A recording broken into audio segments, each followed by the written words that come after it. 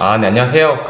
지방세 특례 제한법에 보면은 이제 빌라나 오피스텔 같은 경우를 매입한 경우에 최초로 분양받으면은 뭐 취득세를 감면받는다 그런 내용이 있다. 그래서 주택임대사업자로 빌라나 오피스텔 같은 경우 등록을 꼭 해야 된다.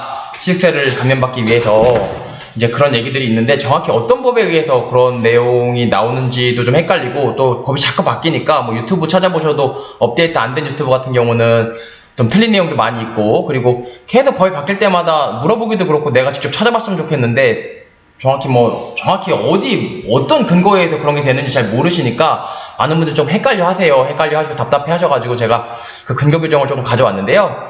그리고 지방세 특례 제한법에 있어요. 말이 좀 낯설죠? 지방세 특례 제한법. 결국은 취득세가 지방세니까 그 취득세를 특례 제한법.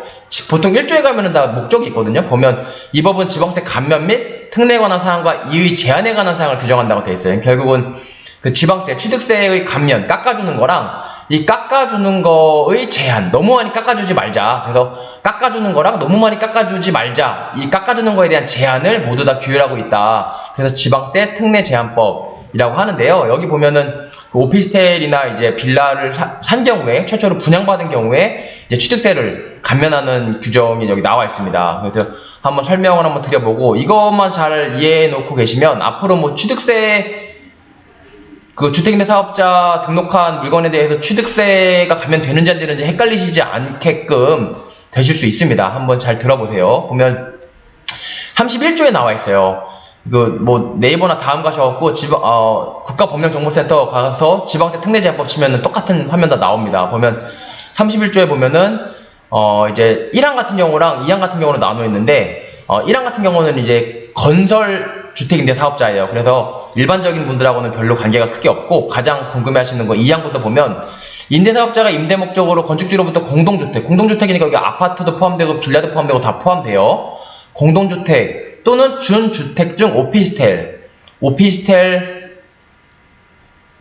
최초 분양받은 경우 그 공동주택 또는 오피스텔에 대해서 다음 각호 정하는 바에 따라 지방세를 2021년 12월 31일까지 감면한다 라고 되어 있는데, 감면은 감경과 면제를 합쳐서 감면이라고 그래요. 그러니까 깎아줄 수도 있고 면제, 아예 100% 다 안 받을 수 있다, 그런 얘기예요. 근데 다만 지방세법 제10조에 따른 취득 시의 가액이 3억 원, 수도권 경우 6억 원, 수도권은 6억 원, 그 외에는 3억 원을 초과하는 경우에는 감면 대상에서 제외한다 라고 되어 있어요. 보고 1호를 보면, 왜냐면 다음 각호에 따라서 지방세를 2021년 12월 30일까지 감면한다고 되어 있으니까 1호를 보면, 다음 각호 중에 1호를 보면 전용면적 60제곱미터 이하인 공동주택 또는 오피스텔을 취득하는 경우 취득세를 면제한다 라고 되어 있어요. 감면 중에 이 면제 100% 다 깎아주겠다, 이제 그런 얘기인데요. 보면 일단 몇 가지 조금 설명드릴 게 있는데, 보시면은 전용면적 60제곱미터 이하면은요, 일종의 전용으로 치면은 한 20평이 안 되죠. 한 15평 정도 되는 건데, 그러면 그쵸? 3이니까는 한 20평이 조금 안 되고요. 10평은 넘고. 그런데 일단 보통 괜찮은 오피스텔 같은 경우가 다 실평수 기준으로, 전용면적 기준으로 15평 안쪽이니까 사실상 오피스텔을 분양받았을 때 취득세를 깎아주는 효과가 있는 법이라고 보시면은 크게 틀리지 않아요. 물론 빌라도 해당되겠죠. 공동주택에 빌라가 들어가니까요. 근데 빌라 중에 전용 60제곱미터 이하인 게 그렇게 많지는 않죠, 오피스텔에 비해서는. 그리고 아파트, 공동주택 같은 경우 아파트도 포함하는데, 아파트는 전용 60제곱미터 이하가 적을 뿐더러 아파트는 2020년 8월 18일 이후로는 이제 법이 개정돼서 장기든 단기든 주택임대사업자 등록이 안 되잖아요. 그러니까 지금 시점에서 봤을 때는 전용면적 60제곱미터 이하인 공동주택 중에 아파트가 포함될 수는 없겠죠. 왜냐면 임대사업자가 일단 돼야 되니까는요. 그럼 결국은 빌라는 오피스텔인데, 이 면적에 비춰봤을 때 오피스텔이 조금 더 가능성이 높고 적용될 수 있는 가능성이 높고, 또 수도권은 6억 원 이하여야 돼요. 6억 원 이하여야 되고, 그럼 언제부터 수도권 6억 원 이하여야 되느냐 라고 하면서, 이제 여기저기 유튜브 찾아보시면 2020년 8월 12일 이후부터는 6억 원 요건이 적용된다라는 얘기를 많이 들으셨을 텐데, 그럼 과연 왜 그러냐? 내가 한번 직접 찾아보고 싶다라고 하시면 부칙으로 내려가시면 돼요. 제가 내려가 볼게요. 2020년 8월 12일이잖아요. 쭉 내려가시면 2020년 8월 10일 쭉 내려가시면 2020년 1월이고요. 2020년 2월, 2020년 5월, 2020년 6월, 2020년 8월 10일 나왔죠. 이 법은 공포한 날부터 시행한다고 되어 있고 공포일이 이거예요. 2020년 8월 12일. 그럼 공포한 날부터 시행하니까 8월 12일부터 시행한다는 얘기죠. 보면 31조 2항, 아까 우리가 본 게 31조 2항이었잖아요. 2항 개정 규정은 이 법 시행 후 임대사업자가 임대할 목적으로 공동주택, 빌라나 오피스텔을 취득하는 경우부터, 다시 말해서 2020년 8월 10일 이후에 분양받은 오피스텔이나 공동주택, 빌라 이런 경우는 수도권 6억 원 이하여야지 주택임대사업자 등록했을 때 취득세를 면제해주겠다. 이제 그런 얘기입니다. 그런 얘기고 잠깐만요. 그런 얘기인데 다시 한번 그 31조 2항으로 올라가 볼게요.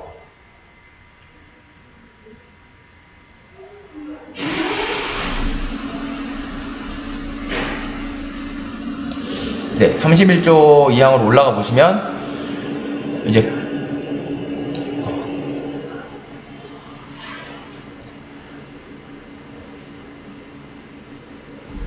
네, 31조 2항 다 왔네요.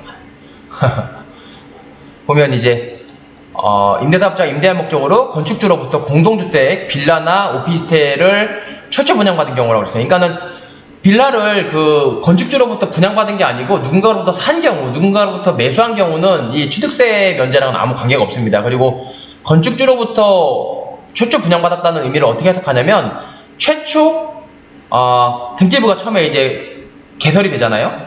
보존 등기를 하면 등기부가 나오는데 그 보존 등기에서 첫 소유권 이전 등기, 보존 등기에서 첫 소유권 이전 등기가 매수인으로 넘어오는 경우, 그 경우를 최초 분양받은 걸로 해석을 합니다. 그래서 등기부를 보고 판단을 하셔야 되고, 자기가 소유권 이전 등기가 누구한테 갔다가 자기한테 그 다음 등기가 넘어온다, 그거는 최초 분양받은 경우가 아니에요. 보존 등기에서 바로 등기를 자기가 가져와야지 최초 분양받은 경우가 돼서 이제 취득세를 면제받을 수가 있습니다. 그리고 아까 말씀드렸듯이 2020년 8월 10일 이후에 취득한 거는 수도권 6억 이하여야 되고요, 분양가가. 그리고 보면은 전용 제곱미터 60제곱미터 이하여야 되고요. 그리고 또 한 가지가 다음 법과 정하는 바에 따라서 지방세는 2021년 12월 31일까지 감면한다고 되어 있어요. 그러면은 2022년 12월 31일까지 감면하면은 지금 2021년 6월 넘었잖아요? 오늘이 6월 14일이란 말이죠. 그러면 6월 16일이네요. 그러면 6월 1일이 과세기준일이니까 2021년 12월 30일까지만 감면을 하면 뭐 이제는 이 조항 다 끝난 거 아니냐, 별로 필요 없는 거 아니냐 라고 생각하실 수도 있어요. 왜냐면 2021년 과세기준일 지났는데 2021년까지만 감면해준다고 하니 지금 소유권 갖고 와도 등록도, 주임사 등록도 다 해도 과세기준일이 이미 지났고, 그러면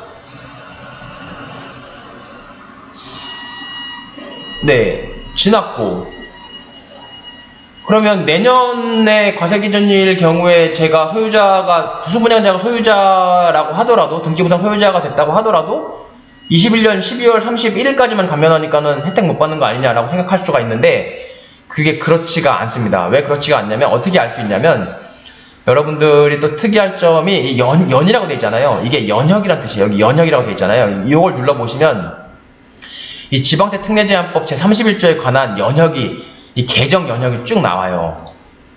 이걸 한번 보시면은 여기 보시면 지금 31조잖아요. 31조인데 보면 여기 보면은 21년 12월 30일까지 감면한다 라고 되어 있어요. 그리고 또 좀 가시면 여기도 12월 30일까지 감면한다라고 되어 있고, 쭉 가시면